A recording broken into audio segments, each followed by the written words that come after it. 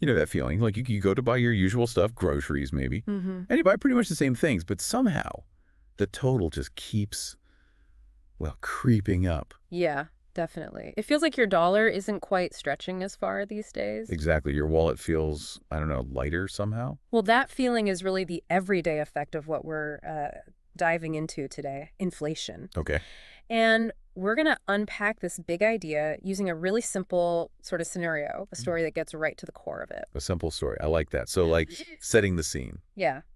Think back, way back maybe in our little story anyway, a time when just $1, it gets you a whole loaf of bread. Warm bread, fresh from the baker. Wow. Okay. Whole loaf for $1. That paints a picture.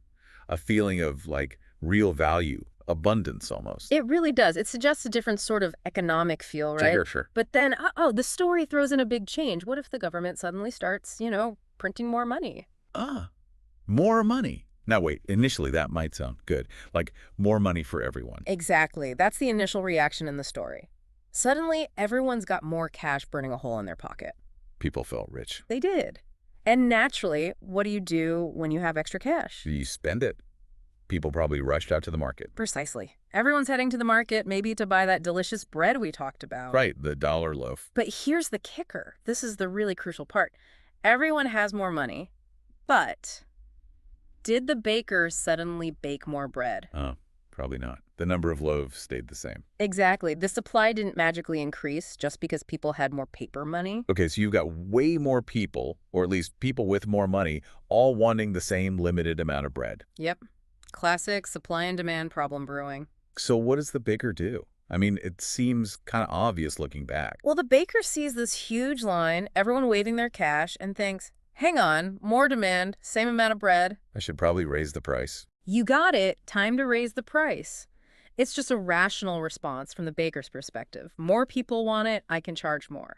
And that's the moment you, the buyer, start to feel it, that pinch. Right. Because that dollar that used to buy the whole warm loaf. Now it buys less. The Yeah. story shows the price just going up and up. Yeah, maybe now your dollar only gets you half a loaf. Okay. And maybe just a slice. And eventually maybe just a sniff of the bread. Huh, maybe. But it perfectly illustrates the point. Your money is losing its power. So that simple story kind of defines inflation for us, doesn't it? It really does in a basic way. It's not that the bread got fancier or cost more to make necessarily. No. It's that the money itself became less valuable. Why? Because there's suddenly more of it chasing the same amount of goods. Too much money, too few goods. Prices go up. That's the essence of it. And that snaps right back to that feeling we started with, why your wallet feels lighter, even if you have the same number of dollars in it.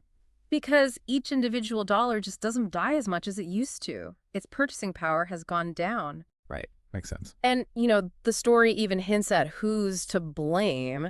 Is it the government printing the money? Is it the baker raising prices? Or maybe both contribute? Or both, yeah. It shows there can be different angles. And interestingly, this story is a great example of what economists call demand pull inflation. Too much demand pulling prices up. Okay. But it's worth remembering, in our complex world today, prices can rise for other reasons too, right? Like problems with getting goods delivered, supply chain issues, even if the amount of money hasn't shot up dramatically. Sure, other factors play a role, but the core idea from the story holds. Absolutely.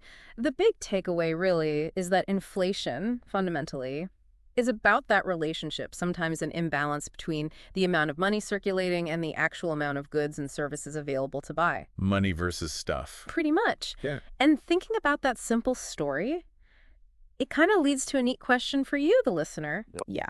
So if we see this dynamic, maybe too much money or just strong demand chasing too few loaves of bread, where else do you see that playing out? What other everyday situations might be shaped by this same kind of supply and demand dynamic linked to how much money people have to spend? It's a good one to chew on. Looking